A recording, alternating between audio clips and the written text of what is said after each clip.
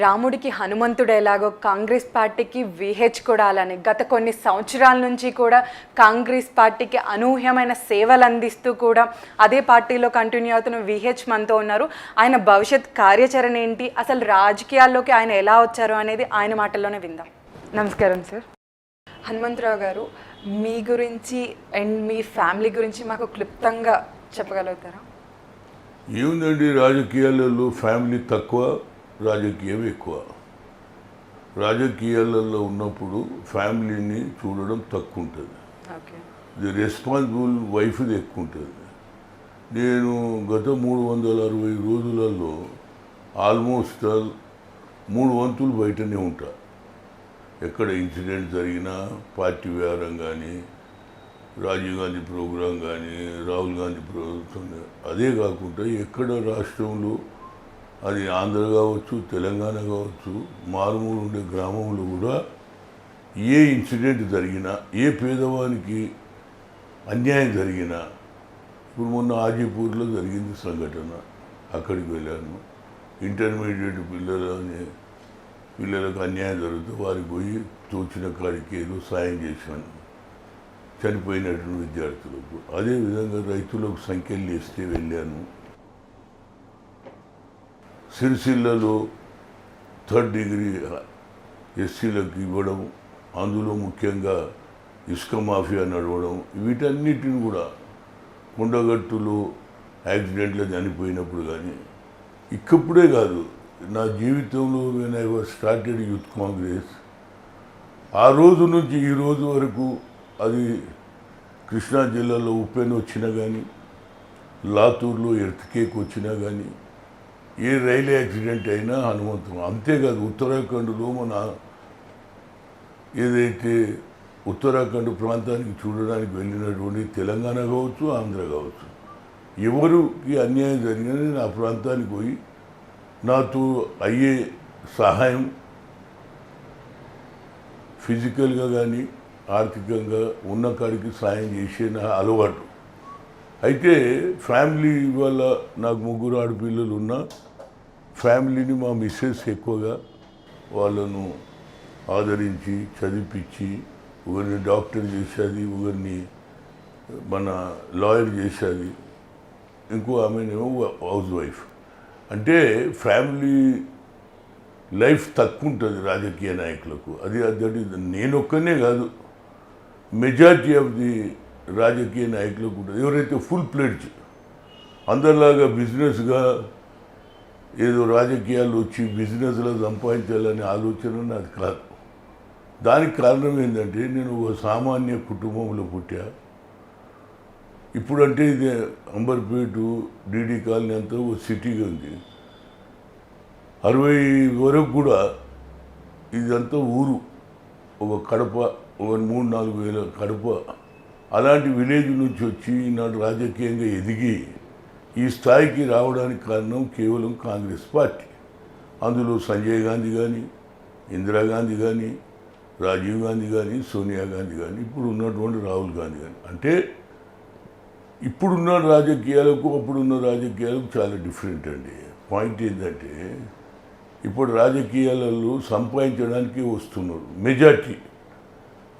I can say that 1/4 రాజకీయాలలో సహాయం చేయాలి, సర్వీస్ మోటివ్ అని ఉండే. ఇప్పుడు సర్వీస్ కాదు, ఎంత డబ్బు ఖర్చు పెడతామో అంత డబ్బు సంపాదించాలని వస్తున్నారు. అది ఇవాళ ప్రజలలో కూడా మార్పు రావాలి. ఎందుకంటే నేను హర్యానా ఇన్ఛార్జ్ ఉంటే, హర్యానాలో అభ్యర్థి ఎవరున్నా, బీజేపీ అభ్యర్థి కానీ, కాంగ్రెస్ అభ్యర్థి కానీ, ఇంకో అభ్యర్థి కానీ, ప్రజలు వారికి సాయం చేస్తారు. ఏ ఊరికి పోతే ఆ ఊరికి స్వాగతం పలుకుతారు. తర్వాత డయాస్ మీద 500 నోట్లు, 1000 నోట్లు హార్లాగా, ఏది పూలమాలలాగా కుట్టి వేస్తారు. ఇక్కడ 500, 1000 అలవాటు అయింది. ఇది ప్రజాస్వామ్యంకు చాలా తీరని దెబ్బండి. ఎందుకంటే అంబేద్కర్ గారు ముఖేష్ అంబానీ కూడా ఒకే ఓటు, రైతు కూలికి కూడా ఒకటే ఓటు వేశాడు.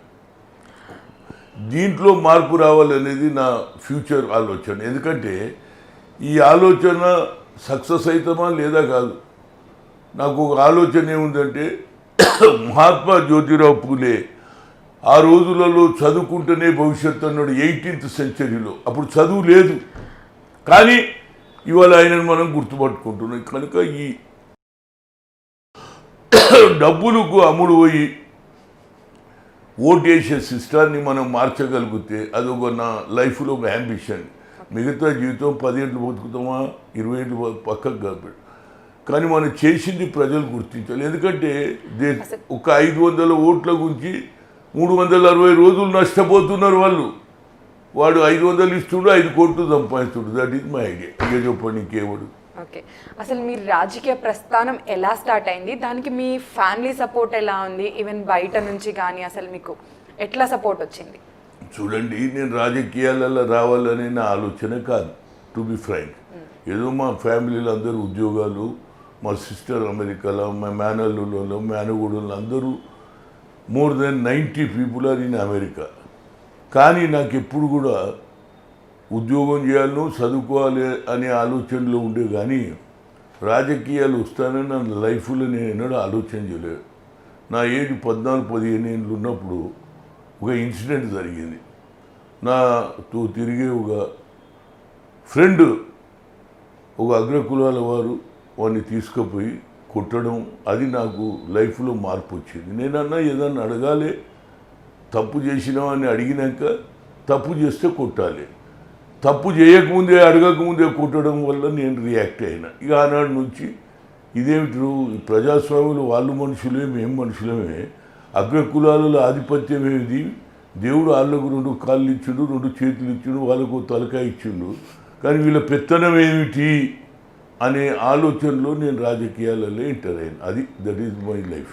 ఓకే, మీరు రాజకీయాల్లోకి వచ్చిన తర్వాత కానీ రాకముందు కానీ మీకు ఎవరైనా రోల్ మోడల్ ఎవరైనా ఉన్నారా, లేకపోతే మీ రిలేటివ్స్లో కానీ అండ్ ఫోర్ ఫాదర్స్లో కానీ ఎవరైనా రాజకీయాల్లో ఉండడం లాంటివి ఏమైనా జరిగాయి? రోల్ మోడల్ అంటే నాకు ఆ రోజులలో ఇందిరాగాంధీనండి. ఎందుకంటే ఆమె ఎప్పుడైతే పేదరికం నిర్మూలించాలని కానీ బడుగు బలైన వర్గాలకు న్యాయం చేయాలని కానీ ఆనాడు ప్రతి ఒక్కరి దగ్గర ఆనాడు ఎవరైతే ఆధిపత్యం నడిపిస్తున్నటువంటి అగ్రకులాలలో ఒక్కొక్కరికి దొరలకు 400 ఎకరాలు 500 ఎకరాలు భూములన్నీ వాళ్ళే. ఈ భూములు వాళ్ళకు ఉన్నాయి కాదు. ఆ రోజులలో శిస్తు అంటే దాని ఏది సంవత్సరానికి ఇంత ట్యాక్స్ కట్టేది లేకుండా, అప్పుడు వ్యవసాయం లేదు, బావులలో ఏది బోర్ వేయాలనేది బోర్లు తర్వాత వచ్చినప్పుడు బోర్లు అంటే బావులేదు ఇవ్వాలి ఆ రోజులలో. ఇప్పుడు బోర్లు వచ్చినాయి. ఆ బోర్లు రానటువంటి సమాజంలో శిస్తు కట్టక వీళ్ళందరూ ఆ శిస్తులు కట్టేసి భూములు తీసేసుకున్నారు. అందరికీ వచ్చింది. అందుగురించే ఇందిరాగాంధీ ఏమన్నది, భూ సంస్కరణ అమలు చేసింది, బ్యాంకుల నుంచి లోన్లు ఇప్పించింది. అప్పుడు నేను కొద్దిగా అట్రాక్ట్ అయినా, అరే ఈమె అగ్రకులాలలో పుట్టినా పేదవాని గురించి ఆలోచన శక్తి వారికి ఉన్నది, వాళ్ళ ధనిక కుటుంబంలో ఉన్నారు. అదేవిధంగా ఆ తర్వాత సంజయ్ గాంధీతో పరిచయం కావడం, సంజయ్ గాంధీ నన్ను యూత్ కాంగ్రెస్ ప్రెసిడెంట్ చేయడం, ఆ తర్వాత రాజీవ్ గాంధీతో పరిచయం కావడం, రాజీవ్ గాంధీని పైలట్ నుంచి రాజకీయాలలో తేవడానికి నా ఛాయశక్తులు కృషి చేశా. ఆయనకు రాజకీయాలు ఇంట్రెస్ట్ లేకుండే. నేను నాడు ఇందిరాగాంధీ గారు కల్పిస్తే అడిగిండు, no I'm not interested in politics, I'm a pilot అన్నాడు. అప్పుడు నేను అన్నా, pilot became a politician but politician can't became a pilot అన్న. ఎందుకంటే pilot I don't know any technology. In the politics everything can understand and he has supported to her mother. That is the idea. When Sanjay Gandhi కూడా ఉండే, ఆయన కూడా తల్లికి support చేశారు. 1977లో ఇలాంటి situation వచ్చింది. ఇందిరాగాంధీ కూడా ఓడిపోయింది, చిక్మంగళూరులో మళ్ళీ గెలిచింది. అలాంటి అప్పుడు మళ్ళీ అదే సంజయ్ గాంధీని యూత్ కాంగ్రెస్ను బ్యాన్ చేయాలని సీనియర్ నాయకులు అన్నా, మళ్ళీ Sanjay Gandhi is a fighter. ఆయన తల్లికి సపోర్ట్ చేసి 80లో మొట్టమొదటిసారి మళ్ళీ అబ్సల్యూట్ మెజార్టీ రావడం. ఆయన first dinner lunch Andhra Pradesh guest హౌస్లో యాజ్ యూత్ కాంగ్రెస్ ప్రెసిడెంట్గా నేను ఇచ్చిన. చాలామందికి తెలియదు నా గురించి, ఎందుకంటే నేను I don't want to save my flash back. మీరు అడిగింది కాబట్టి అది చెప్తున్నా. ఆనాడు ఉన్నటువంటి మాధవరావు సింధియా, జ్యోతిరాజ్ సింధియా, శివశంకర్, పివి నరసింహారావు వీళ్ళందరూ లైన్ కట్టిర్రు, ఇది హనుమంతరావు ఎప్పుడు పిలుస్తాడని. That is the culture of me. అయినా పార్టీలో అప్ డౌన్స్ వస్తాయి, కానీ నాకు ఆదర్శం అంటే ఇందిరాగాంధీ, ఆదర్శం అంటే Rajiv Gandhi. That is my interest. Even Sanjay Gandhi also. అసలు మీరు రాజకీయంలోకి అడుగు పెట్టినప్పుడు కానీ అసలు అడుగు పెట్టిన తర్వాత కానీ మీకు ముఖ్యమంత్రి అవ్వాలి అని అనిపించిందా? అలాంటి అవకాశాలు ఏమైనా వచ్చినాయా? చూడండి, నిజంగా కూడా నాకు ముఖ్యమంత్రి ఆలోచన ఉంటే ఎవరికి తెలియదు ఈ సంగతి.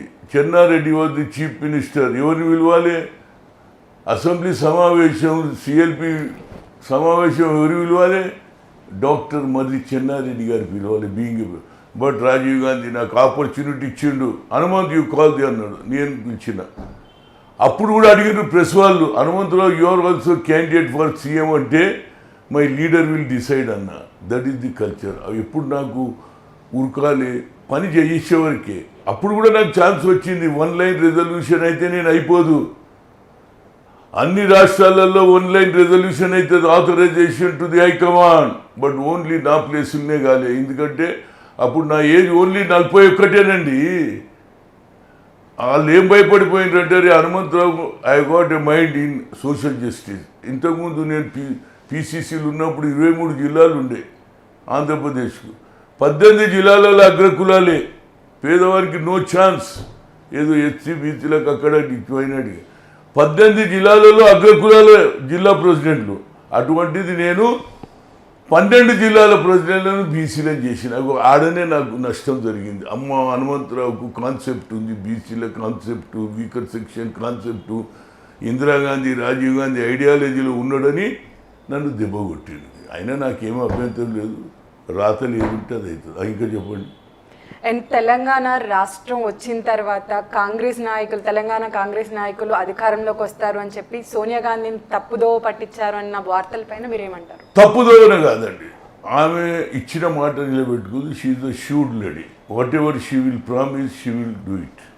That is the culture of Indira Gandhi family. ఎన్నికల ముందు మేమే 37 మంది శాసనసభ్యులు సంతకాలు చేసి ఇచ్చినాం. Madam we want to Telangana.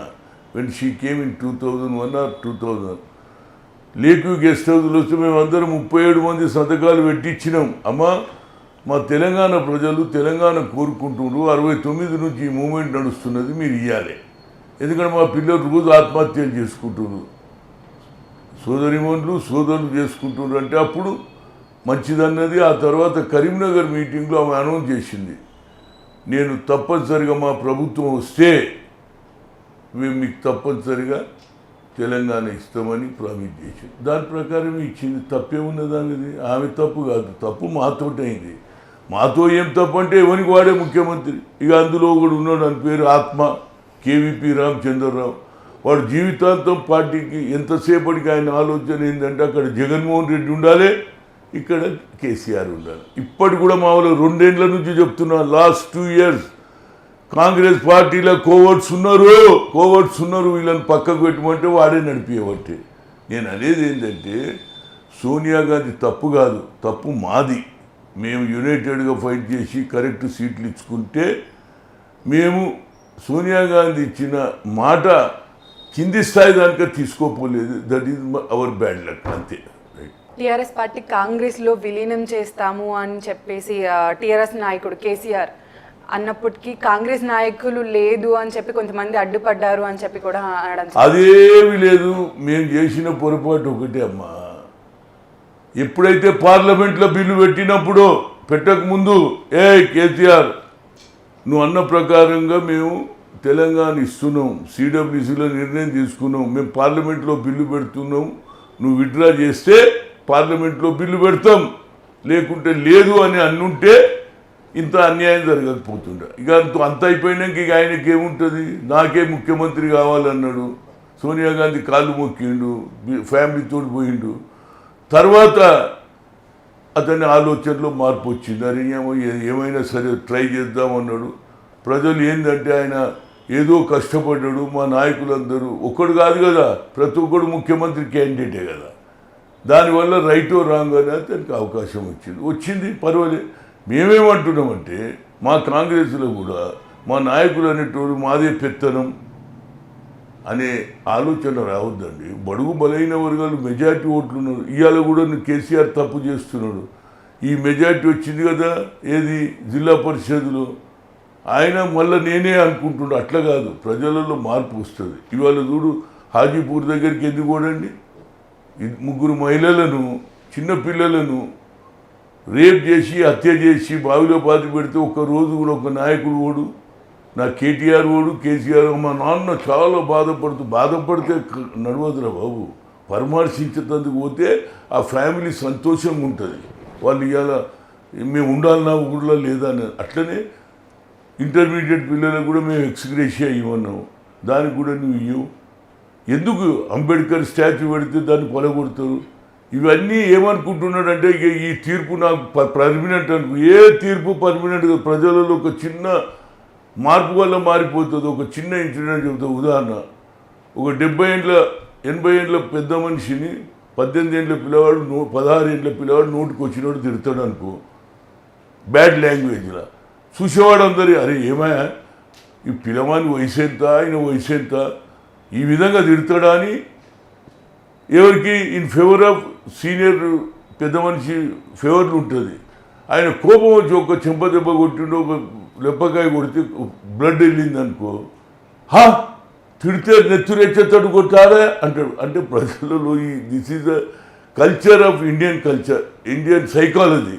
ఒక్క నిమిషంలో మారిపోతుంది. కేసీఆర్ ఏది పర్మనెంట్ కాదు. మా రాహుల్ గాంధీ కూడా నేను అదే చెప్తున్నా, అయ్యా ఏది పర్మనెంట్ కాదురా బాబు.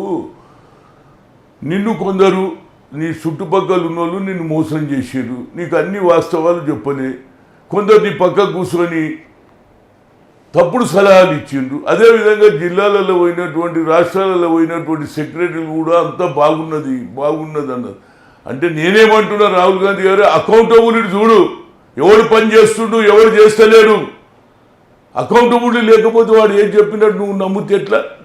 మనం కూడా మన ఓన్ సైకాలజీ ఉండాలి. ఈవెన్ రాముడు కూడా ఆ రోజులలో మారువేషం వేసి నా ప్రభుత్వాన్ని ఏమనుకుంటున్నారని తిరిగాడట.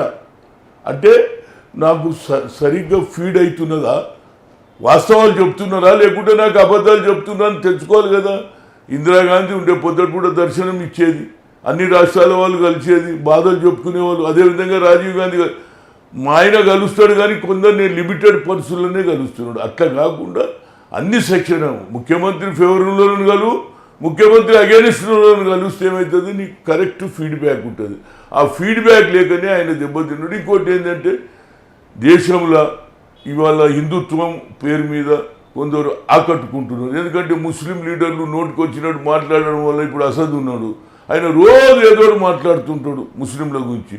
దాంతో ఏమవుతుంది, is indirectly helping for BJP. ఎప్పుడైతే వాడు మాట్లాడినంతసేపు, ఆయన తమ్ముడు మాట్లాడినంతసేపు మాకు ఒక 12 గంటలు టైం ఇస్తే మేమేం చూసేస్తామన్నాడు. ఇవన్నీ కూడా హిందూ సెంటిమెంట్ పెరుగుతుంది, దానివల్ల బీజేపీకి లాభపడుతుంది అనేది ఉన్నది. ఇంకోటి, ఇవాళ జనాభా ప్రాతిపదికంగా ఎవరికైతే మెజార్టీ ఉంటుందో వాళ్ళను మనం దగ్గరికి రావాలి. ఓట్ బ్యాంక్ వాళ్ళది, మేము వాళ్ళని పక్కకు పెడతాం, మేమే దొరలం, మేమే నడిపిస్తాం, మేము 5-6% ఉన్నాం, మాదే రాజ్యం అంటే ఇది నడవదమ్మా. రోజులు మారిపోయినాయి. వాళ్ళు ఏదో అనుకుంటే మేమే. ఒకసారి పరిస్థితుల్లో గెలుపు జరుగుతుంది, ఓటమి జరుగుతుంది, కానీ గెలిపే మాది ధైర్యము, మేము తప్పితే ఓటు లేదని అహంకారం ఉంటుంది చూడు, దానికి ప్రజలు వ్యతిరేకం చేస్తారు అనేది నా ఆలోచన. నాకున్న గత 45 ఏళ్ళ పొలిటికల్ ఎక్స్పీరియన్స్ ఏముంటుందంటే, ప్రజలు ఎప్పుడన్నా మార్చు అనుకున్నారా? నేను వరంగల్లో మీటింగ్ పెట్టినప్పుడు 6 లక్షల మంది వచ్చారు, బడుగు బలైన వర్గాల మీటింగ్. అది చూసే రాజశేఖర్ రెడ్డి పాదయాత్ర పెట్టిండు. అప్పటిదానికి ఆయనకు ఐడియా లేదు, మార్పులు వస్తున్నది, ఈ మార్పులు ఆయన వాడుకున్నాడు. మరి నేను ఇదే ఇందిరా విజయరత్నం మీద తిరుగుతుంటే నన్ను తిరగనియలే. అంటే దిస్ ఈజ్ నాట్, పీపుల్లో చేంజ్ వచ్చినప్పుడు మనం దాన్ని వాడుకోవాలి. పీపుల్లో చేంజ్ కావాలంటే మనకు కూడా ఓపిక కావాలి. మనం కూడా కార్యకర్తలను, లాయలిస్టు, ఎవడు బాగా పనిచేస్తాడు, ఎవడు వర్కరు అని గుర్తు. మా దగ్గర రికార్డే లేదు. ఎవడో పార్టీ పోస్ట్ తీసుకొని వస్తాడు ఢిల్లీకి వెళ్ళి, వారి ఇంటి పక్కన గుర్తుపడ్డాడు, తెల్లని ఫోటోలు చూస్తాడు. అట్లా కాదు. ఇవాళ ఆర్ఎస్ఎస్ కానీ, అదేవిధంగా బీజేపీ కానీ, అదేవిధంగా సిపిఐ కానీ, they will maintain the record, who are the worker, వాడు ఏ ఊర్లో ఉంటాడు, ఏం పని చేస్తాడు, వాడి పరపతి. ఇక్కడ పరపతే లేదు. ఎవరు డబ్బులు ఇస్తే ఇవ్వాలేమో కొత్త సిస్టమ్. ఎవరిని ఎలక్షన్స్ డబ్బులు కావాలి కదా, ఎన్ని ఉన్నాయి, 20 కోట్లు పెట్టుకుంటామంటే వాడు పొద్దున్న లేస్తే కాంగ్రెస్ పార్టీ జెండా మోస్తుంటే 20 కోట్లు ఎడికెళ్ళి తేవాలండి? రాత్రిపూట దొంగతనం చేయాలన్నా? అది తప్పు. వర్కర్కు టికెట్ ఇవ్వాలి, వర్కర్కు పార్టీ ఖర్చు పెట్టే రోజు అప్పుడు న్యాయం జరుగుతుంది. అంతేగాని లేకపోతే ఇవాళ నరేంద్ర మోడీ ప్రధానమంత్రి అవుతుంది. ఒక రోజు ఎట్లొస్తుంది తెలుసా? ఈ దేశానికి ముఖేష్ అంబానీ కూడా ప్రధానమంత్రి అయ్యొచ్చు. ఎందుకంటే డబ్బులే ముఖ్యమైనవి కదా. ఎవడు డబ్బులే గెలిస్తే ఆడే గెలుస్తున్నాడు. ఇక డబ్బు లేనివాడు రాజకీయాలలో రావద్దా? అట్లాంటి మరి అంబేద్కర్ లాంటి వాడు ఇవాళ కాన్స్టిట్యూషన్ రాశాడు. ఎందుకు రాసిండు? చదువుకున్నాడని. ఆ సిస్టమ్ పోయింది. చదువు, పరపతి, ఏది సోషల్ ఫీలింగు, ప్రజలకు పనిచేసేవాడు అవసరం లేదు. ఎలక్షన్ అప్పుడు ఎవడు బ్యాగ్ మోసి తెస్తే వాడు లీడర్ అవుతుంటే ఇది ప్రజాస్వామ్యం కాదనేది నా ఉద్దేశం. వైఎస్ రాజశేఖర రెడ్డి గారు బ్రతికుంటే తెలంగాణ వచ్చేది కాదు అని చెప్పేసి మెజారిటీ ఆఫ్ పీపుల్ భావిస్తున్నారు. దీనిపైన వాస్తవం ఎంత? చూడండి, రాజశేఖర్ రెడ్డి అపోజ్ ఏం చేయలేదు, చేద్దామని ప్రయత్నం చేసాడు. కానీ సోనియా గాంధీ నిర్ణయం తీసుకున్న తర్వాత ఆయనకు అర్థమైపోయింది. అందుగురించి ఏమన్నాడు ఆయన? నంద్యాల ఏమన్నాడు? మేము రేపు ఆంధ్రప్రదేశ్ సెపరేట్ అయిపోతే తెలంగాణకు పోవాలంటే వీసా తీసుకోవాలి వస్తుందని చెప్పిన ఆయన. ఎందుకంటే ఆంధ్ర నాయకులో ఉండేది న్యాయం. ఎందుకంటే వాళ్ళకు ఫీలింగ్. ఎందుకంటే హైదరాబాద్ బాగా డెవలప్ అయిపోయింది, ఇక్కడ వాతావరణం బాగుంటుందండి. అదే వైజాగ్, అదే ఏది విజయవాడవో ఈ ఎండాకాలంలో ఉండలేడు ఎవరు.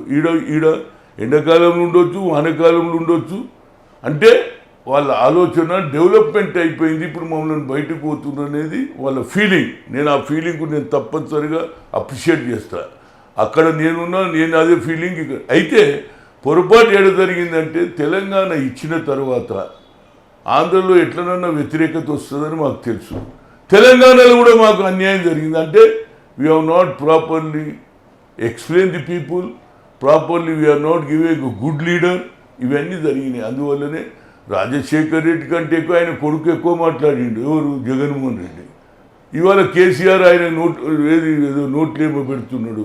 ఏది దాన్ని ఏమంటారు, ఇఫ్తార్ దావత్తు ఏదో పెట్టి ఏది ఖజూరు పెడుతున్నాడు. ఇప్పుడు ఆ ప్రేమ పెరిగింది. కానీ చంద్రబాబు వస్తే మాత్రం ఆయన పంచాయతీ చంద్రబాబు ఎట్లొచ్చిండు. ఇంకా చంద్రబాబు అన్నా అట్లీస్ట్ అన్నాడు, మీరు అసెంబ్లీలో బిల్లు పెడితే మద్దతు ఇస్తా అన్నాడు. That is his character. ఓడిపోవచ్చు కానీ వాస్తవాలు మాట్లాడుకోలేదు. జగన్మోహన్ రెడ్డి ఎన్నోసార్లు తెలంగాణ ఇష్యూలో చాలా బ్యాడ్గా మాట్లాడింది. అదేవిధంగా కేటీఆర్ కూడా జగన్ మీద బ్యాడ్గా మాట్లాడింది. కానీ ఆయన లోటస్ పాండ్లో పోయి కలుస్తాడు. ఆయనేమో ఏది ఖజూర్ పండు తినిపిస్తాడు. ఇప్పుడు ఫ్రెండ్స్ అయిపోయిండ్రు. ఏదో ఆయన మాకు దానం చేసి ఆంధ్రప్రదేశ్లో ఉన్నటువంటి బిల్డింగ్లని మాకు ఎట్లనన్నా వాళ్ళకు అవసరం లేదు. వాళ్ళు ఈడొచ్చి సంసారం చేసేది లేదు కదా. దానికి ఆయన ఇచ్చేసి ఎప్పుడు వాళ్ళు పోయినప్పుడు వాళ్ళు ఈడ ఉండలేరు కదా. వాళ్ళ ఆఫీస్ అంతా అమరావతి. దానికి మా కేసీఆర్ కూడా దానికి పబ్లిసిటీ ఇచ్చేసిండు. ఇప్పటికన్నా బైసన్ పేలో గ్రౌండ్లో ఏదైతే సెక్రటరియట్ కట్టిస్తా అనేది ఆపురా బాబు. ఇక నీకు ఇంత పెద్ద సెక్రటరీ దొరికినాక మళ్ళీ బైసన్ పోలో గ్రౌండ్ ఎందుకురా బాబు? పిల్లలు ఆడుకుంటారు, క్రికెట్ ఆడతారు, ఫుట్బాల్ ఆడతారు, కబడ్డీ ఆడతారు. వాళ్ళ జీవితాలు ఎందుకు నాశనం చేస్తామని కేసీఆర్కు ఇప్పుడు ఇచ్చిండు కాబట్టి, నువ్వే ఒప్పుకున్నావు కాబట్టి, ఇక ఫ్యూచర్లో don't create problem for bison polo ground అనేది నా ఉద్దేశం. వైఎస్ రాజశేఖర రెడ్డి మరణంపై తనకు అనుమానాలు ఉన్నాయి అంటూ వైఎస్ జగన్ మీడియా ముందు కూడా చెప్పడం జరిగింది. అసలు ఆ రోజు ఏం జరిగింది, దీనికి అసలు కారణాలు? చూడండి, నేను ఒకరి మరణం గురించి నేను తక్కువ మాట్లాడతాను. దేవుడు అనేవాడు ఎవరిని ఎప్పుడు తీసుకుపోవాలి ఆయన రాతలో రాసి ఉన్నది. దానికి ఎవడో కాన్స్పిరసీ చేసిండు, మా నాయనని చంపేసిండు అనేది ఇట్ ఈజ్ అన్నేచురల్. అంతవరకే చెప్తాను. ఎందుకంటే పాలిటిక్స్లో వ్యక్తిగతంగా ఐడియాలజీ మీద డిఫరెన్సెస్ ఉండొచ్చు, కానీ ఒక మనిషి చనిపోయినప్పుడు అలాంటి ఆయనకి ఏంటంటే, మా రాజీవ్ గాంధీ ఉన్నాడు, ఆమెనైతే ఏది శ్రీలంక మిలిటెంట్స్ అయితే చంపారు కదా, ఆడ క్లియర్గా ఉన్నది. అదేవిధంగా పంజాబ్ మిలిటెంట్స్ చంపారు కదా. ఇది దేవుడు, వాన, నీళ్ళు, గుట్టలు, దానికి ఇది కాన్స్పిరసీ అంటే నేను నమ్మా. ఎందుకంటే for publicity purpose they can say anything. ఎందుకంటే ఒక చనిపోయిన వ్యక్తి గురించి తక్కువ మాట్లాడడం, దాన్ని కూడా కొందరు పొలిటికలైజ్ చేయాలని ప్రయత్నం చేస్తారు. ప్రజలు నమ్ముతారా లేదా, దట్ ఈస్ దేర్ పెరాగేటివ్. చెప్పండి. ఆయన రాజశేఖర రెడ్డి గారు మరణం తర్వాత వైఎస్ జగన్ని ముఖ్యమంత్రి చేసి ఉంటే అసలు మీ పార్టీకి ఈ పరిస్థితి వచ్చేది కాదు అని చెప్పేసి అన్న వార్తలపై లేదు. పాయింట్ ఏంటంటే అసలు జగన్కు ఐడియానే లేదు. జగన్కు ముఖ్యమంత్రి ఐడియా పక్కకుండే. కానీ కేవీపీ రామచంద్రరావు ఏం చేసిండంటే అసలు సంగతి ఎవరు చెప్తే ఇది పూరా హిట్ అవుతుంది. ఇది అసలు రాజశేఖర్ రెడ్డి దగ్గర ఏదైతే కలెక్షన్ పార్టీల తరఫు నుంచి కానీ బిజినెస్ వాళ్ళతో కానీ ఇరిగేషన్ ప్రాజెక్టు కానీ ఏ ప్రాజెక్టులలో డబ్బులు వచ్చినాయన్నీ రాజశేఖర్ రెడ్డి దగ్గర పెట్టుకోకపోయేది. రోజు వచ్చిన కలెక్షన్ కానీ నెలకు వచ్చిన కలెక్షన్ కానీ ఎవరు ఏది ఇచ్చిండ్రు అది సాయంత్రం పూట లెక్క చెప్పేది. అక్కడి నుంచి 14 వచ్చినాయి, ఇక్కడి నుంచి 10 వచ్చినాయి, ఇక్కడి నుంచి 7 వచ్చినాయి. ఎన్ని 10, 14 ఈ లెక్క చెప్పి అందులో 3 ఈయనకి ఇచ్చినా 2 ఈయనకి ఇచ్చినా అని కాగితాల మీద చెప్పేది. ఆ డబ్బంతా ఈయన దగ్గరనే ఉండేది. అయితే అప్పుడు నా లెక్క ప్రకారంగా 4,000 crores 4,000 crores డబ్బు ఉండేదనేది ప్రజల అంచనా. Outside whether 4,000 crores 2,000 crores నాకు తెలియదు కానీ but highest amount was keeping with KVP మంచి ఆలోచన వచ్చింది. అరే ఇక వాళ్ళ నాయన చనిపోయింది, జగన్మోహన్ రెడ్డి వచ్చి ఏడో నన్ను పైసలు అడగగలడని విన్నారా, వానికి ఒక ఆలోచన కలిగించిండు. ఆ ఆలోచనలో ఎవరెవరు తెలుసా, ఇవాళ మా సిఎల్పి లీడర్ అయిండు బట్టి విక్రమార్క, అదేవిధంగా ఇంకో ఉన్నాడు ఎవరు పిల్లవాడు, 2-3 కలిసి ఏది సంతకాల సేకరణ చేసిండ్రు. డెడ్ బాడీ పక్కకు ఎవరు పోయి డెడ్ బాడీని చూడడానికి వస్తే సంతకం పెట్టండి. ఎందుకు రావేంటి నాకు ఆయన చెప్పిండు, మన ఎక్స్ఎంపీ కిషోర్ చంద్రదేవ్ చెప్పిండు, ఏమో హనుమంతరావు నేను ఆడికి పోతే సంతకాలు ఎందుకు తీసుకుంటున్నారంటే జగన్మోహన్ రెడ్డి ముఖ్యమంత్రి కావాలి అంటే అప్పటి నుంచి అతని ఆశ స్టార్ట్ అయింది. ఈ 3-4 రోజుల లోపల ఈ అమౌంట్ అంతా షిఫ్ట్ చేసిండు ఆయన. అప్పుడు ఇంకా ఆలోచన వచ్చింది. ఆ తర్వాత సోనియా గాంధీ క్రియేట్ చేసిండ్రు ఏమని, రాజశేఖర రెడ్డి చనిపోతే 600 మంది చనిపోయిండ్రని ఇదే రఘువీరారెడ్డి కూడా విజయవాడలో నాది ఆయన నేను ఈడున్నా ఆయన విజయవాడకి వెళ్ళి ఎన్డీటీవీ ఇంటర్వ్యూలో చెప్తే ఇది బోకస్ అన్న. 600 మంది ఇందిరాగాంధీ అసాసినేట్ చదవలేదు చావలేదు, రాజీవ్ గాంధీ చంపితే చావలేదు, 600 మంది చెప్పారు కానీ 6 వస్తే చచ్చిండొచ్చు, ఇది తప్పన్నా. కానీ దానికి పబ్లిసిటీ చేసుకొని నేను మా నాన్న చనిపోయినటువంటి వాళ్ళ ఇళ్ళల్లోకి వెళ్తా అని వెళ్ళిండు ఆయన. ఈమెమన్నది మా సోనియా గాంధీ, నో మీ ఫాదర్ ఉన్నప్పుడు రైతులు ఆత్మహత్య చేసుకుంటే పంటలు లేక ఏది వ్యవసాయ సోదరులకు పిలిచి ఒక దగ్గర అందరికీ లక్ష రూపాయలు ఇచ్చారు అనంతపూర్లో. అదేవిధంగా నువ్వు కూడా అందరి దగ్గర విలువ అంటే లేదు నేను ఊరూరు తిరుగుతా అన్నాడు. రాజీవ్ గాంధీ స్టాచ్యూలు వేసుకున్నాడు, ఊరూరు తిరిగిండు. అప్పుడు మా వీరప్ప మౌలి ఇన్ఛార్జ్ ఏమన్నాడు తెలుసా, చాలా బ్యూటిఫుల్గా మాట్లాడు, it is a private visit. How you can say that private visit when Sonia Gandhi says you should not go, you can call one place and you give the money అన్నారు చనిపోయిన కుటుంబాలకు. ఈయన అనగానే ఏం చేసాడు, కేవీపీ గారు ఇక్కడ వెనుకకెళ్ళి ఒక్కొక్కరిని మొదలు స్టార్టింగ్లో కొంత జనం వచ్చిండ్రు. ఆ తర్వాత ఇక అది స్పీడప్ అయిపోయింది. మొదటిసారి ఓడిపోయిండు, ఇప్పుడు ప్రజలు తీర్పిచ్చిండ్రు. అంతేగాని ఒరిజినల్గా జగన్కు ముఖ్యమంత్రి లోపల ఆలోచన ఉండిండొచ్చు, దానికి సహకారం చేసినటువంటి ఏకైక వ్యక్తి ఎవడు అంటే కేవీపీ. ఇవాళ కూడా ఇక్కడ కేసీఆర్ ఉండాలి, అక్కడ జగన్మోహన్ రెడ్డి. ఇప్పుడు కాంగ్రెస్ వాళ్ళు అందరూ ఆయనకే వేసిరు ఓటు, ఎవరిని మిగిలనియరే. కాంగ్రెస్ వాడు ఎవడని గెలిచిండా చెప్పండి, రఘువీరారెడ్డి గారు గెలవలే, ఎవరు గెలవలే. కాంగ్రెస్ లేకుండా చేసిండు అంటున్నా ఆంధ్రాలో. ఆఖరి కానీ ఈయంకుడు మొన్నటిదానిక టీడీపీలో ఉండే 5-6 నెలల ముందు వైఎస్ఆర్పీలో తీసుకుపోయి టికెట్ ఇప్పించిండు. ఇప్పుడు ఇక్కడికి వెళ్ళి ఎప్పుడు షిఫ్ట్ అవుతాడో తెలియదు, కానీ ఈయన కూడా షిఫ్ట్ అవుతాడు. కానీ మా దగ్గర కూడా ఇంకా కోవర్ట్స్ ఉన్నారని 2 నెలల నుంచి చెప్తున్నా, 2 years నుంచి. ఇలాంటి వాతావరణం ఉంటే కాంగ్రెస్ ఎట్లా బలపడుతుంది అనేది ఆందోళన రాదు, ఇంకా టైం పడుతుంది. అక్కడ లీడరే లేడు. మేము చాలా ట్రై చేసినాం, ముద్రగడ్డ పద్మనాభం అటువంటి ఆయన రాలే. తర్వాత పవన్ కళ్యాణ్ వచ్చిండు, ఆయన ఫెయిల్యూర్ అయ్యిండు. ఇక్కడ there is a chance. KCR చేసే ఈ తప్పుడు వ్యవహారాలు ఇంటర్మీడియట్ కానీ, హాజీపూర్ సంఘటన కానీ, అదేవిధంగా రైతులకు సంఖ్యలు కానీ, మిర్చి రైతులకు సంఖ్యలు కానీ, అదేవిధంగా 3rd డిగ్రీ కానీ ఎన్నో ఇష్యూస్ వస్తున్నాయి. మేము ఒక్కసారి 2 సార్లు ప్రెస్ కాన్ఫరెన్స్లు పెడతాం, ఒక ప్రెస్లో స్టేట్మెంట్ ఇస్తాం, దాన్ని ఫాలో అప్ లేదు. అంతెందుకండి, బాబాసాహెబ్ అంబేద్కర్ స్టాచ్యూ నడి సిటీ రోడ్డు మీద, పంజగుట్ట చౌరస్తా మీద మున్సిపల్ అథారిటీసు ముక్కలు చేసి తీసుకుపోయి జవహర్ నగర్ యార్డ్లో పడేసిందంటే దానికి కూడా మనం ఏమి పూర్తిగా స్పందన లేదు. అంటే నేను అనేది ఏంటంటే కేసీఆర్ నడుస్తున్నది మనకెందుకు అని ఫైటింగ్ నేచర్. ఎప్పుడైతే సంజయ్ గాంధీ పీరియడ్లో 3 ఏళ్లలో కాంగ్రెస్ ఎట్లొచ్చిందండి, ఫైట్ చేసి ప్రజల నమ్మకాన్ని తీసుకోవాలి. అరే వీళ్ళు ఓడిపోయినారా భయ్, బాగా పనిచేస్తున్నారు, ఒకసారి మనకు ఛాన్స్ ఇవ్వాలని ఇస్తారు.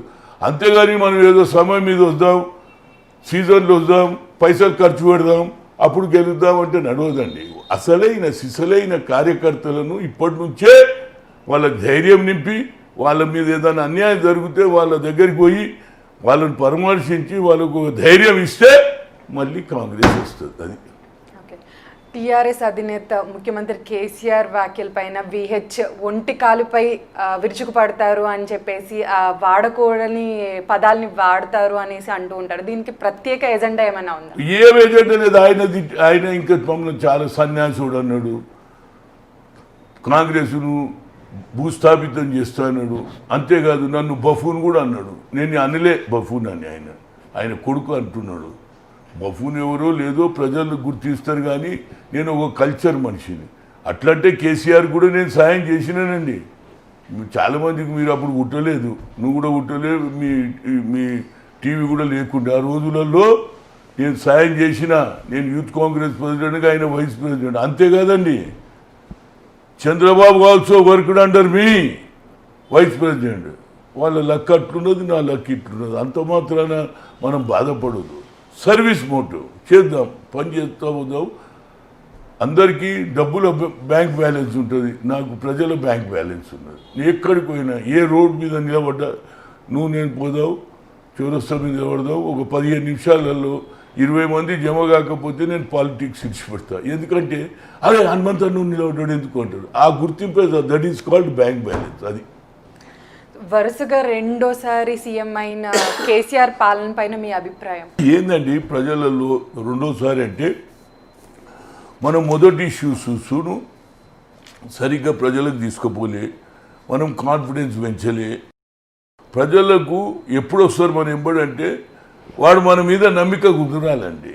ఎస్, ఈయన ఎంబడి పోతే పని అవుతుంది, పని కాకపోయినా నా గురించి ఈయన ఫైట్ చేస్తాడనే ఒక వ్యక్తి వస్తాడు అనుకో మన దగ్గరికి, అయ్యా నాకు పలానా దగ్గర పోలీసు వాళ్ళు అన్యాయం చేస్తున్నారు, నా భూమి గుంజుకున్నారంటే మనం ఇమీడియట్గా పోలీస్ స్టేషన్ పోయి ఆ అధికారిని మాడి రెవెన్యూతో మాట్లాడితే అప్పటి నుంచి మనకి కాన్ఫిడెన్స్ పెరుగుతుంది. అట్లా ఎవరికి కూడా మనం ఓడిపోయినా ఇంట్లో కూర్చోకుండా ప్రజల పక్షాన పనిచేస్తే సమయం వచ్చినాడు ప్రజలు గుర్తిస్తారు. Anything will happen in 5 years. మా రాహుల్ గాంధీ కూడా నేను అపీల్ చేస్తున్నా, అయ్యా ఒక ఉల్లిగడ్డ మీద ప్రభుత్వం పోయింది, ఉల్లిగడ్డ రేట్ల మీద ప్రభుత్వం పోయింది. మీరు అర్థం చేసుకో, ప్రజలలో ఎప్పుడు మార్పు వస్తుందో తెలియదండి. ఇదేం పర్మనెంట్ కాదు. ఇప్పుడు మొన్న 3 సీట్లు గెలిచినావా లోక్సభలో, ఎందుకు?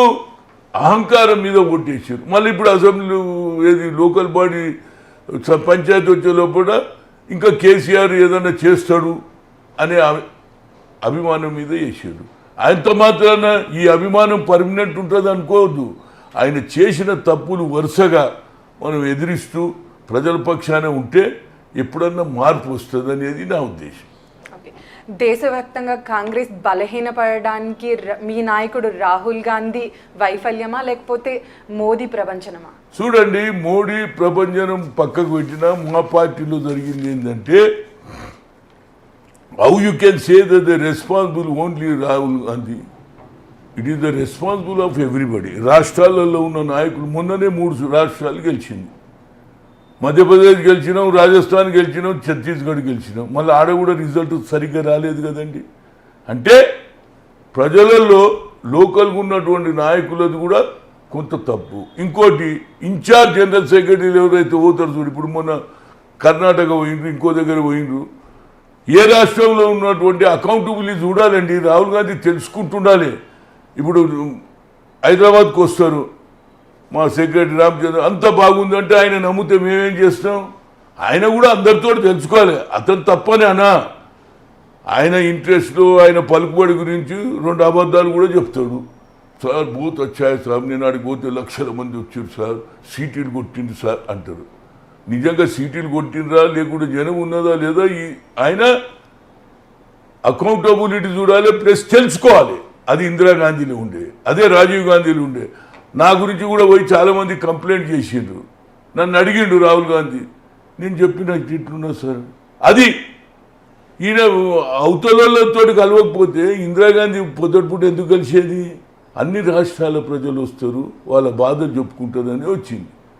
అట్లనే రాహుల్ గాంధీ గారు కూడా ఎక్కువ పర్యాయాలు కలవడం మొదలు పెడితే కేవలం లిమిటెడ్ పీపుల్ అని కాకుండా కామన్ పీపుల్ అని కూడా కలిస్తే ఏమవుతుందంటే తెలుసు. అది కాక ఒక సెక్షన్ ఏమో ముఖ్యమంత్రి ఏమిటి ఉంటుంది, ఒక సెక్షన్ అపోజిషన్ ఉంటుంది. అపోజిషన్ ప్రాబ్లం కూడా ఏముందో తెలుసుకోవాలి కదా. ఆయన మీద ఏం చెప్తున్నారో వినాలి కదా. ఇది ముఖ్యమంత్రి తప్పనాలి. ఇప్పుడు మా గవర్నర్ ఉన్నాడు, మా మాట ఏడాన్ని వింటున్నాడా చెప్పండి? అపోజిషన్ ఎక్కడైనా ఒక్క ప్రాబ్లం సాల్వ్ చేసిందా? ఇంటర్మీడియట్ ఇష్యూ కానీ, రైతుల ఆత్మహత్య ఏది సంఖ్యలు కానీ, 3rd డిగ్రీ కానీ హాజీ ఎప్పుడైనా మాట్లాడిందా?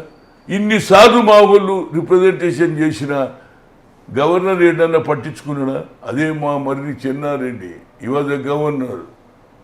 షికావత్, భైరవ్ సింగ్ షికావత్ గారు ముఖ్యమంత్రి ఉండే ఈయన లోకల్ బాడీ ఎలక్షన్స్లో ఏది నోటీస్ పంపించింది, దాని మీద సంతకం చేయాలని.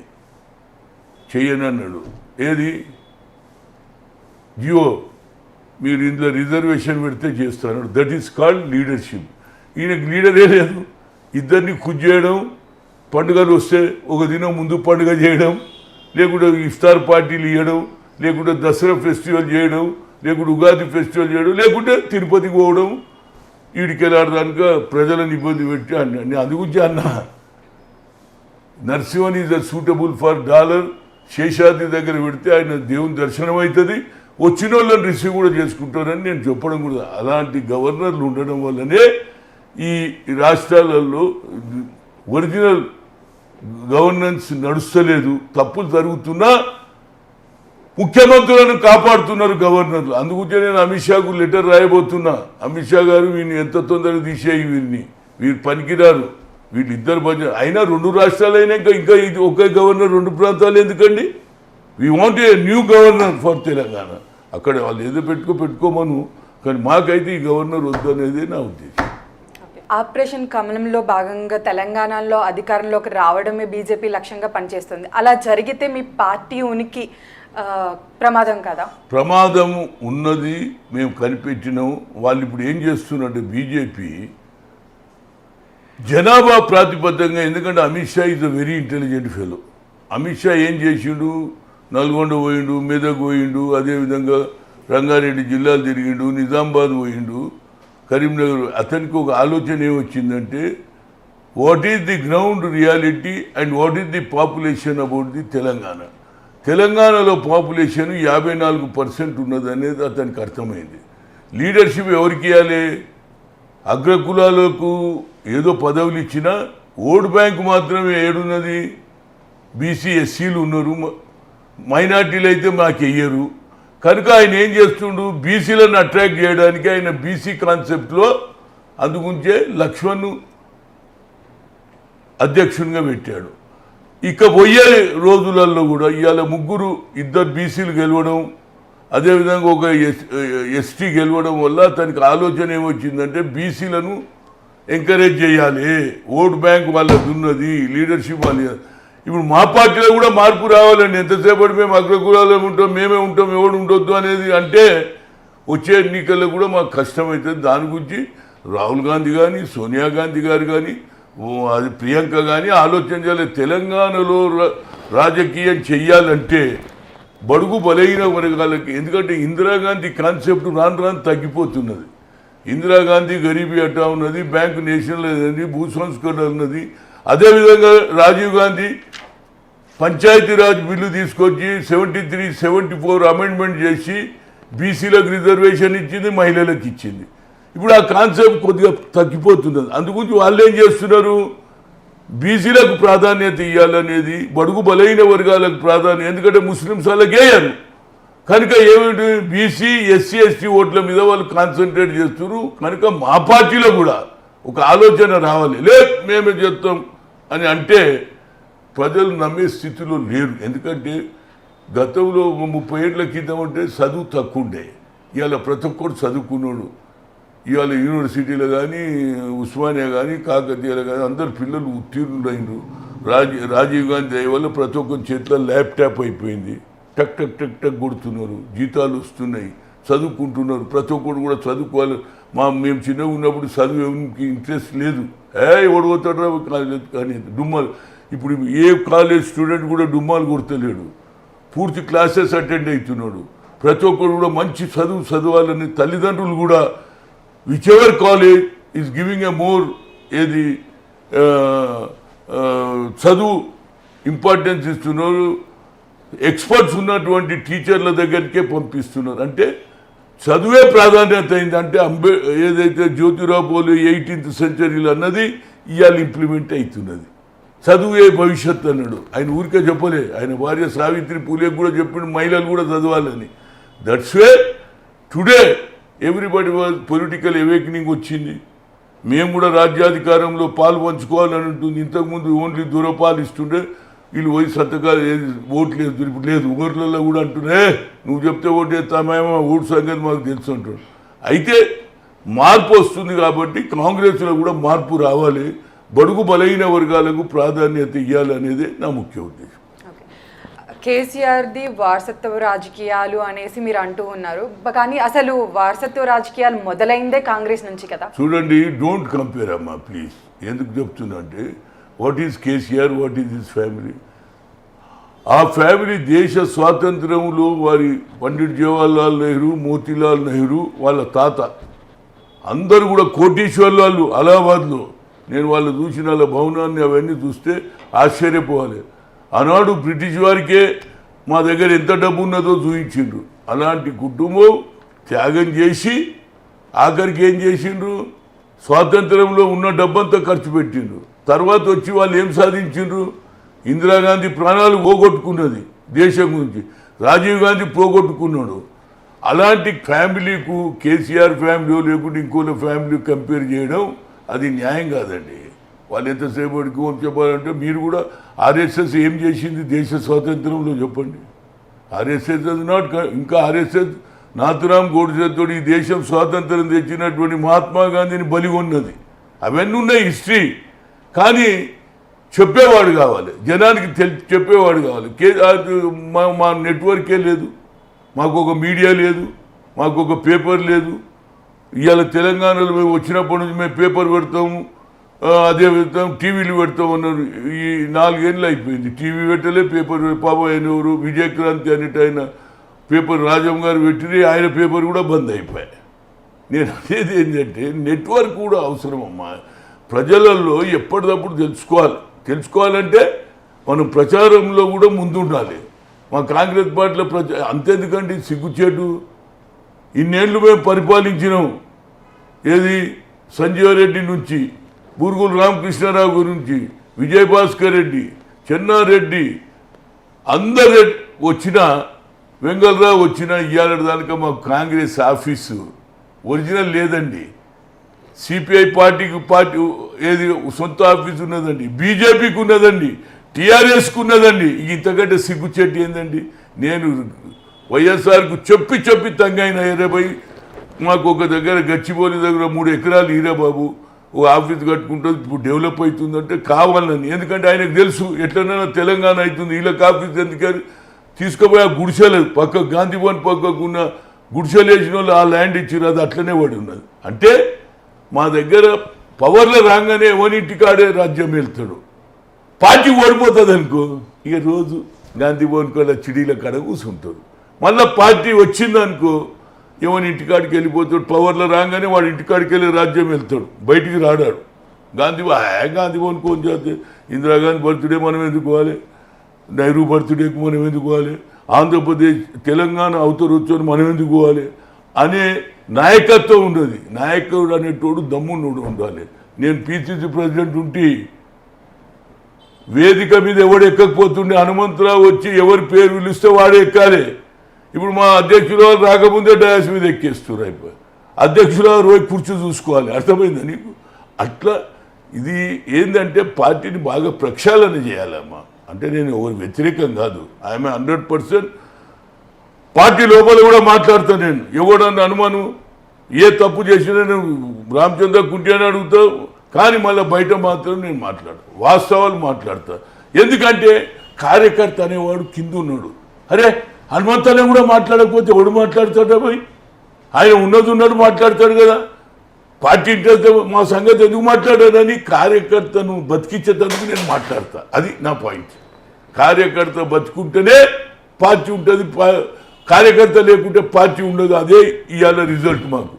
మీరు అంటున్నారు ఆయన ఏదో ఎస్ ఆయన హిందుత్వం సైడ్ తీసుకుపోయిండు, నా తుర్కోల ఓట్లు వద్దన్నారు, హిందువులందరూ ఏకమైనారు, మంచి ఆయనకన్నా పెద్ద పెద్ద కార్పొరేట్ బిజినెస్ మెన్లు ఆయన ఎంబడున్నారు. ధీరుభాయ్ అంబానీ, ముఖేష్ అంబానీ ఉన్నాడు, అదానీ ఉన్నాడు, చాలామంది ఉన్నారు. మా దగ్గర ఎవడు ఉన్నాడండి? డబ్బులు పెట్టేదాన్ని పెట్టిండ్రు, అయిపోయింది పబ్లిసిటీ. అచ్చా ఏ మీడియా కూడా ఇట్లా ఓడిపోతేనే మాది అన్నీగా అసలు వన్ సైడ్ మాట్లాడుతున్నారు. ఈవెన్ యాంకర్స్ కూడా ఎట్లా మాట్లాడుతున్నారు అంటే ఏదో మేము దొంగతనం చేసినట్టు. అట్లా అంటే ఇదంతే ఎందుకు జరుగుతుందంటే ఒకప్పుడు ప్రజలలో మార్పు వచ్చినప్పుడు ఇలాంటి సంఘటనలు జరుగుతుంది. దాన్ని మేము సీరియస్ తీసుకోము. ఎస్ పీపుల్ డిసైడ్, డెఫినెట్లీ మేము ఒప్పుకుంటాం. అది పాయింట్. రెండు తెలుగు రాష్ట్రాల సీఎంలు చాలా అన్యోన్యంగా ఇద్దరు కలిసి సమిష్టి గురించి నిర్ణయాలు తీసుకుంటూ ఒకరికొకరు సహాయ సహకారాలు అందించుకుంటూ ఉన్నారు కదా. ఇది తెలుగు ప్రజలకి ఎంతవరకు మేలు చేస్తుందని భావిస్తున్నారు? చూడండి, మంచిదే. మేము తెలుగు పక్క రాష్ట్రాల్లో నిన్నటిదానికే ఈయననే ఎనిమిది పెట్టుకున్నాడు చంద్రబాబుతో.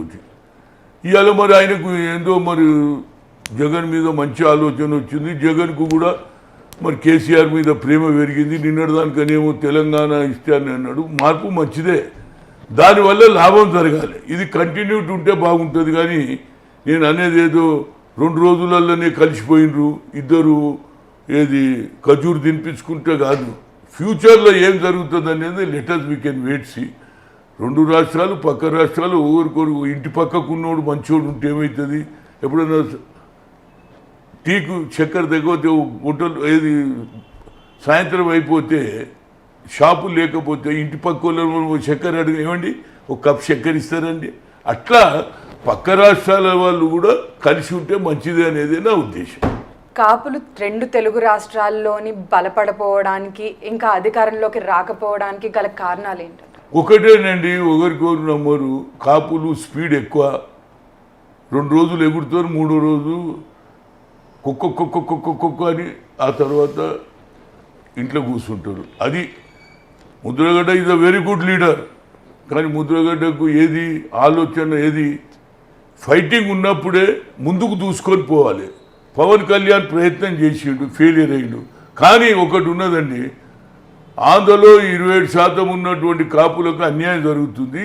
ఒకనాడు కాకుండా ఒకనాడు అక్కడ కూడా కాపుల రాజకీయం వస్తుంది అనేది నా ఉద్దేశం. ఎందుకంటే ఎవడున్నా జనాభా ప్రాతిపదిక, ఇప్పుడు అసెంబ్లీలో సీట్లు పెరుగుతూనే కాదు ముఖ్యమంత్రి అవుతాడు. అట్లనే ప్రజల ఆలోచన పెరిగి majority people one side vote వేస్తే కాపుల రాజకీయం కూడా వస్తుంది అనేది నా ఉద్దేశం. అదేవిధంగా మా తెలంగాణలో 54% ఉన్నటువంటి బీసీలను బడుగు లేని వర్గాల వారు వన్ సైడ్ ఆలోచనలు, అన్ని కులాలు ఉన్నాయి. ఇలా మాకు ఏది మునూరు కాపులు ఉన్నారు, యాదవులు ఉన్నారు, గౌడు ఉన్నారు, అందరు ఉన్నారు. కానీ మాలో గ్రూపులు ఉన్నాయి. ఆ గ్రూపు లేకుండా బీసీ అనే కాన్సెప్ట్ తోటి పనిచేయగలిగితే తప్పనిసరిగా ఇక్కడ, ఎందుకంటే దేశ స్వాతంత్రం వచ్చి 70 ఏళ్ళు అయిందమ్మా, కానీ మా దగ్గర ఒక్కసారి కూడా ఒక బీసీ ముఖ్యమంత్రి కానియలే. ఒకసారి సంజీవయ్య గారు 1.5 సంవత్సరాలు ఉన్నాడు అంతే. ఇక మిగతాదంతా అగ్రకులాలు పివి నరసింహారావు, వెంగళరావు, ఆ తర్వాత వచ్చినటువంటి అగ్రకులాలు వాళ్ళే వచ్చింది. కానీ ఎవ్వరు కూడా బీసీ కాలేదు. ఆ బీసీ ఫీలింగ్ ఇప్పుడు మొదలైంది ఫ్యూచర్లో. ఎందుకంటే అక్కడ దొర, ఇక్కడ మాది అగ్రకులాల పెత్తనం. ఆయన దొర కదా, వెల్మ దొర. ఇక్కడ కూడా దొరల రాజ్యం ఉన్నది, బీసీల రాజ్యం కూడా వస్తుంది. అక్కడ కాపులది వస్తుంది, ఇక్కడ బీసీలది వస్తుంది అనేది నా ముఖ్య ఉద్దేశం. ఓకే, ఆంధ్రాలో జనసేన అధినేత పవన్ కళ్యాణ్ 2 చోట్ల ఓడిపోయారు కదా, ఆయన ఓడిపోవడానికి గల కారణాలు ఏంటి? ఆయనకి రాజకీయంలో భవిష్యత్తు ఉంటుందా? భవిష్యత్తుగా ఆయన ఒక తప్పు చేసిండని ఒక మీటింగ్లో నేను విన్నా. నేను కాపునా అరే నువ్వు కాపు కాకపోతే నువ్వు ఎందుకు చెప్తావు అంటే, ఈ has given impression I'm not only Kapu man, నేను అందరి వాణ్ణి అని చెప్పుకోవడానికి ప్రయత్నం. అదే దెబ్బ కొట్టింది. మా చిన్న తెలంగాణలో సామెత ఉన్నదండి, కళ్ళు దాయితుంది పోయి ముంత దాచిపెట్టదు. ముంత అంటే కళ్ళు కొట్టేది, దాన్ని ఏమంటారు కూడా దాచిపెట్టొద్దు అన్నారు. నువ్వు ఆడ పోయి మీటింగ్లో నేను కాపునా చెప్పండి, నేను కాపునా. అరే నువ్వు కాపురేమై దాంట్లో నువ్వు దాపరికమైంది. అప్పుడు ఏమైంది? కాపులదరే వీడు కాపునా అంటున్నాడు, ఏమో ఈయనకి ఎందుకు కొట్టేయాలనేది ఆడ దెబ్బతిన్నాడు చూడు. ఇక ఇవే చిన్నయే తప్పులు చేసిండు ఆయన. ఇప్పుడు ఇంకోటి, ప్రతి ఒక్కరు కూడా అవినీతి అని మాట్లాడుతుంది. ఈ అవినీతి అనేది ఇప్పుడు ఏది మ్యాండేట్ అయిపోయింది. అవినీతి అనేది ఇప్పుడు ఎవడు ఎక్కువ సంపాదించుతున్నాడో వాడే లీడర్ అవుతున్నాడు, ఎవడు జైలుకి పోయి వస్తుండో ఆడే లీడర్ అవుతున్నాడు. జగన్మోహన్ రెడ్డి పోయిందా, లీడర్ అయిందా? అక్కడ ఎవరు, ఆయన పేరు ఏడి వీరప్ప, ఇవాళ రేపు ఎవరు జనార్దన్ రెడ్డి. నాకు విచిత్రం ఉన్నదండి, మా చిన్నగా ఉన్నప్పుడు మా తల్లిదండ్రులు ఏమనేది తెలుసా, నీ కొడుకు ఏం చేస్తున్నట్టే, పలానా డాక్టర్ నరసింహారెడ్డి గారు ఎంబడి తిరుగుతున్నాడు, ఆయన డాక్టరు, మంచి చదువుగలోడు, ఆయన దగ్గర తిరుగుతుండు, నేర్చుకుంటున్నాడు. పలానా లాయర్ దగ్గర మా కొడుకు పనిచేయదు. ఇప్పుడు అట్లా చెప్తలేరు. నీ కొడుకు ఏం చేస్తున్నాడు, కొత్త దాస్ ఎంబడి తిరుగుతున్నాడు, లేకపోతే రౌడీ శంకర్ ఎంబడి తిరుగుతున్నాడు అని చెప్తున్నారు. అంటే ఇది మార్పు. ఈ మార్పుతోటి ప్రజలు విసిగిపోతున్నారు. ఎందుకంటే ఇప్పుడు ప్రజలలో కూడా అలాంటి ఆలోచన వచ్చింది, డబ్బు కావాలి. నేను ఒక దగ్గర కూకుడుపల్లి దగ్గర ఒక అమ్మాయి తల్లికి చెప్తుంటే, ఇగో హనుమంతరావు గారు ఇవన్నీ ఎందుకు చెప్తారండి, నాకు అవతల పార్టీ వాడు 300 ఇస్తున్నాడండి, మీరెంత ఇస్తారో చెప్పండి. ఇక ఈ సిచ్యువేషన్ వచ్చినాక ఇక నాకు అనిపిస్తుంది, ఇక ఫ్యూచర్లో నేను తిరిగేది ఈ రాష్ట్రంలో డబ్బు లేకుండా ఓటేసినాడే పేదవానికి న్యాయం జరుగుతుంది, బడుగు బలైన వర్గాలు వస్తుంది, లేకుంటే డబ్బు గల్లవాడే ఈ రాజ్యాన్ని ఏళ్తాడు అనేది నేను నెక్స్ట్ కార్యక్రమం. అప్పుడే 360 రోజులు సఫర్ అయ్యేది మీరు, 500 నోటు ఒక దినంతో సంతోషపడుతుంది. కానీ వాడు 5 కోట్లు సంపాదిస్తున్నాడు అని చెప్పగలిగిన రోజు నిజమైన ప్రజాస్వామ్యం. ఎందుకంటే ఇందిరాగాంధీ పీరియడ్లు ఇది లేకుంటే ఇప్పుడు ఒక ఆనవాయితీ అయిందండి. అప్పుడు మేము కేవలం ఏదైతే పోలింగ్ రోజు పోలింగ్ ఏజెంట్లకు ఏది పూరి టిఫిన్ తినిపించి పంపించేది. ఇప్పుడు ఏం లేదు, వాళ్ళకి ఇవ్వాలి, ఓటర్లకు ఇవ్వాలంటే ఇక మా అటువంటి వాడు ఇప్పుడు నా వెంబడి తిరిగిన వాళ్ళు ఒక్కొక్కటి జూబ్లీహిల్స్, బంజారీహిల్స్ చూశారు. ఎప్పుడు మా ఇల్లు కూడా చూశారు కదా, నేను పుట్టినటువంటి ఇవాళ రేపు హైటెక్ అయిపోయిందండి. ఈ హైటెక్ మార్పు రావాలనేది నా ఉద్దేశం. రైట్. జీరో బడ్జెట్ పాలిటిక్స్ పైన మీ అభిప్రాయం? చూడండి, ఇవన్నీ చెప్పడానికి బాగానే ఉంటుంది, ఇంప్లిమెంటేషన్ కాదు. ఎవరు చూడ నేను జీతమే తీసుకోను కదా, ముఖ్యమంత్రి గారు 1 రూపాయి, ఇవన్నీ నాటకాలండి. తీసుకుని ప్రజలు నమ్మారండి ఇటువంటివి. అందరు తెలుసు, నీకు అన్ని అంగులు ఉండే, నువ్వు 7 సైన్ పెడితే నువ్వు అన్ని ఖర్చు పెట్టుకోవచ్చు, తినొచ్చు, చేయొచ్చు, నేను తీసుకోనంటే ప్రజలు నమ్ముతారండి. ఇది ఒక ఆనవాయితీ అయితే I want to say this thing, నేను తీసుకుంటలేను. నేను ఏమంటున్నానంటే ప్రజలకు ఇచ్చినటువంటి హామీలు నిలబెట్టుకుంటే చాలు అనేది. ఇప్పుడు 2 బెడ్రూమ్ అన్నది చేయలేదు ఆయన. కొత్తగా ఇప్పుడు ఏదైతే మరి వాగ్దానాలు చేసిండ్రో, రైతు రుణమాఫీ కానీ, అన్ఎంప్లాయ్మెంట్ ప్రాబ్లం కానీ, మంచి చదువు ఇవ్వాలని కానీ, ఇవి చేస్తే చాలు మాకు. ఇవన్నీ కొత్త మాటలు చెప్తే వాడు నమ్మడం అనేది నా ఉద్దేశం. అర్జున్ రెడ్డి సినిమా హీరో విజయ్ దేవరకొండని టార్గెట్ చేస్తూ మీరు చాలా విషయాలు మాట్లాడారు. ఆ తర్వాత కూడా బూత్ సినిమాలు చాలా వచ్చినా కూడా మీరు దాని మీద ఏం అది కాదండి. ఇప్పుడు నేను ఏమన్నా అంటే అర్జున్ రెడ్డి సినిమా నేను మాట్లాడిన తర్వాత ఆయనకు అదృష్టం కలిసి వచ్చింది, 50-40 కోట్లు సంపాదించుకున్నాడు అనుకో, అది వేరు. నా ఉద్దేశం ఏంటంటే కల్చర్ ఏమిటి, ఇప్పుడు మనం కూడా సినిమా చూస్తాం, సినిమాలో ఏదైనా బ్యాడ్ సన్నివేశం రాగానే తల్లి ఏం చేస్తుంది, బిడ్డ కంట్లు మూస్తుంది, కొడుకు కంట్లు మూస్తుందా లేదా? ఇక్కడ బహాటంగా ఒక బస్సు పైననే అమ్మాయి అబ్బాయి ఇద్దరు డైరెక్ట్ ముద్దు పెట్టుకుంటే, ఇంతకుముందు ఒక సినిమా వచ్చింది చల్తీవా కండాల, దాని మీద పెద్ద బస్సులో కూర్చొని అమ్మాయిని చూడ చల్తీవా కండాల పాట పాడినట్టు ఈమెను ఇన్సల్ట్ చేసినట్టు. ఆ బోర్డు చూసిన తర్వాత బస్సులో ఉన్నాడు ఏమంటాడు, అమ్మాయి కూర్చుంటే ఏం పెట్టుకున్నాడు రా పోయి ముద్దు అన్నాడు అనుకో, అమ్మాయిని ఇన్సల్ట్ చేసిన. అందుగురించి నేను అన్నా, నువ్వు సినిమాలో ఏమన్నా చూయించుకోరా బాబు, ఈ అడ్వర్టైజ్మెంట్ ఎందుకు బస్సులా? Why you are spoiling the life of the girls. దీనికి ఒక సిస్టమ్ అయిపోతుంది. సినిమాలో నువ్వు ఏం చూస్తావు, ఇష్టం ఉన్నాడు పోయి సినిమా చూ, కానీ రోడ్డు మీద బైక్ మీద పోయేటోడు ఆ ముద్దును చూసి వాడు యాక్సిడెంట్ అయింది, గుద్దేస్తాడు, పడిపోతాడు. బస్సులు ఎక్కినోడు కామెంట్ చేస్తాడు. కనుక ఆడపడుచులకు, మా చెల్లెళ్ళకు, మా అక్కలకు అన్యాయం జరుగుతుంది, ఈ కామెంట్స్ జరుగుతాయి. కనుక ఇలాంటి పోస్టర్స్ వేయొద్దు అని చెప్పిన తప్పితే సినిమా నడవద్దు అని చెప్పలే. ఎట్లా ఇస్తారు పర్మిషన్ మీరు? అలాంటి ఫోటోలు పెట్టవచ్చు అనేది. ఆర్టీసీకి ఈ పైసలే కావాలన్నా, ముద్దులు పెట్టుకునే బొమ్మలు వేసేసి నెలకు జీతాలు ఇస్తారా? ఆ తర్వాత కూడా చాలా మూవీస్ అది కాదండి, మేము ఎన్ని చెప్పినా సినిమాలు అవే తీస్తుండ్రు. వాళ్ళు ఎవరు, మన సెన్సార్ బోర్డు వాళ్ళకి శాంక్షన్ ఇస్తున్నారు. మరి ఎందుకు ఇస్తున్నారు ఏం కథనో మనకు తెలియదు.